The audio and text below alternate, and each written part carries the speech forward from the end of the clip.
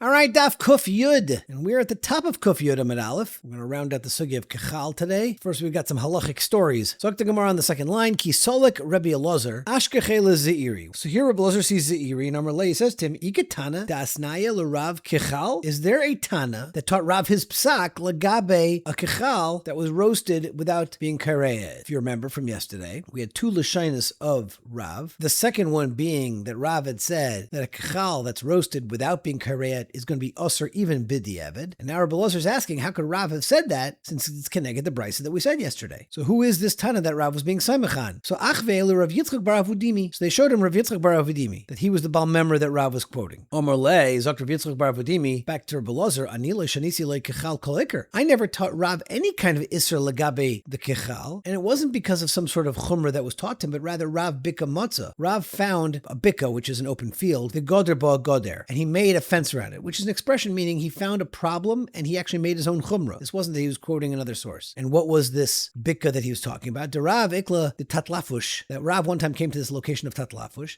Shamala Yitza, the Ka'amr Lechaverte, and he heard a woman saying to her friend, Riva de Bisra, when you have this shtickle of meat, Kama cholva boil of shule, how much milk do you need to cook it? Mamish basar b'cholav. So Rav, who heard this, Omar, like Miri the basar b'cholav asr, don't they know the basar b'cholav asr? And therefore, he wanted to be super machmir about basar b'cholav, and therefore, E'akiv v'ko asr luhu kachale. So therefore, he asked them on all kachal, even b'diavad. So Rav Kahana was masni hachi. That's how he learned what Rav Yitzchak bar Avudimi has said. But Rav Yosi bar Abba masni the following way: Ano kachal shal manika shanisalei. You're right. Typically, I wouldn't ask the kachal b'diavad, but here I was talking about a kachal shal manika. Manika means a cow that's actively nursing and has a lot of milk, and therefore it's not shver from the brisa, because the brisa that says it's going to be mutter is talking about where there's a smaller amount of milk.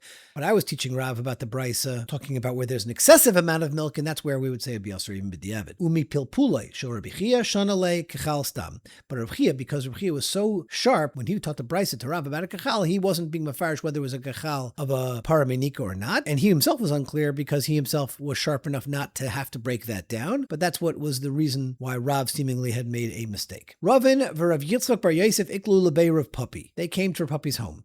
Aisu l'kamayot tavshila to kachal. They brought a delicious kachal to eat.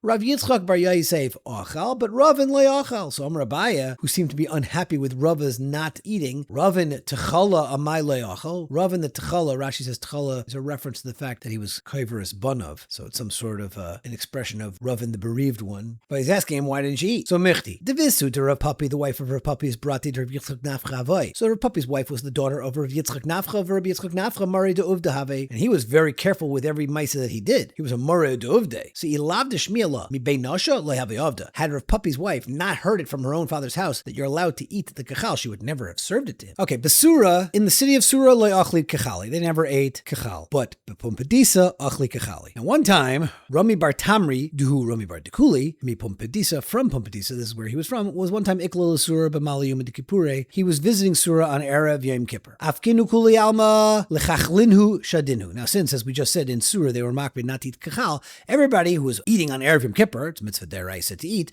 they were tossing out into the street their kachal because they weren't eating the kachal, they were discarding it. So Rami bar Tamri went, and ihu naktinu achlinu, and he went and collected all these kachals and he ate them. It's interesting that he ate multiple kachals. I guess he was utterly starving. Womp womp. As we're going to see, he was very poor. But Lamaisa, he was eating the kachal even in the city of Surah. So, of course, the townsfolk of Surah saw this and they got upset. Aisuha l'kamed Rav Chizda, they brought him to the Rebbe Rav Chizda in town. Amar Le, and Rav Chizda asked him, Amai tavin hachi, why would you do this? Lamaisa, it's not our minig amakim, we don't eat kachal. Amar Le, Zok Rami bar Tamri, well, it's no problem because me asr de Rav Yehuda ano de achil. I come from a city where Rav Yehuda is the Rav and he taka eats kachal. Amar Le, Zok Rav Chizda, v'leislech, don't you hold with the halacha, which is by Furish a Mishnah, that nice and alav chumrei hamakim shiyatz misham, you have to be naig the chumrah of the place where you come from, the chumrei hamakom shalach l'sham, and the chumrah from where you're going. So Amar Le Zok Rami bar Tamri, chutz l'tchum achaltenu. I was eating it outside of the tchum of Surah, so therefore I really wasn't in Surah. The Mordechai, by the way, makes a psak based on this, that the definition of inside a certain city is about whether or not you're in the tchum or not. You see from this Gemara. So now asks Rav Chizda, uvama tevisinu, how'd you cook it? Like what do you use for fuel if you're outside of the city? Amar Le Zok Rami bar Tamri, bepurtzani, I used great pits that I found near the presses. In other words, I was using using basically found garbage in order to fuel my fire. Maybe this great pits came from Yain Nesach. By the way, these kashas that Rav Chizda, who's cheppering Rami Bar Tamre, the Ran learns that he was just being upset with Rami Bar Tamre, and therefore he's just really cheppering him. It's not really that he was chayshish that these would be Yain Nesach, because you're going to see we otherwise would have all kinds of kashas that how you're allowed to be samech on this, how you're allowed to be samech on that.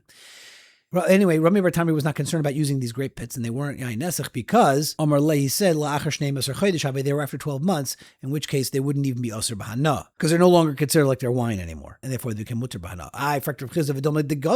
Maybe they're stolen, and how do you know you're allowed to be nanda from that? And that wouldn't be okay after 12 months. So Amar Le, so Rami Bar Tamri, Yeush Bailam Have, de Kadachu Bahu Chilfe. But you can see already that the owners were miyayish because there was stuff growing off of them. Now Rav Chiz is going to chepper about other issues. Chazi Dele have a monach tefillin. He saw he wasn't wearing tefillin. Amarle, my time alei monach tefillin, because back in the day they used to wear tefillin all day. So why aren't you wearing tefillin? Amarle zok Rami Bar Tamre, chayle me'ayin have. I have stomach issues, so I'm not allowed to wear tefillin because of Omer of Yehuda chayle me'ayin pater min tefillin. As Rashi interestingly says, they should tzarach lachaltzin todir. From the fact that I have to take off the tefillin all the time is a reason why I shouldn't have to put them on lechatchila. So you don't have to wear your tefillin all day. See, he held he didn't have to wear his tefillin all day. Chazia de lo have karami chute. Rav Chizah saw that Rami Bar Tamri wasn't wearing tzitzis. Amarle, he says, my time a less lechuti. Why don't you have tzitzis on? Amarle, Rami Bar Chamber says, because tal she'uli. The beged that I'm wearing that has Dalad Kanfas is a beged she'ula, and therefore I'm not mechuyev to put on the tzitzis because of Omer of Yehuda. He quotes Rabbi Yehuda again. He comes from a city of Rabbi Yehuda, so it makes sense he's saying his members.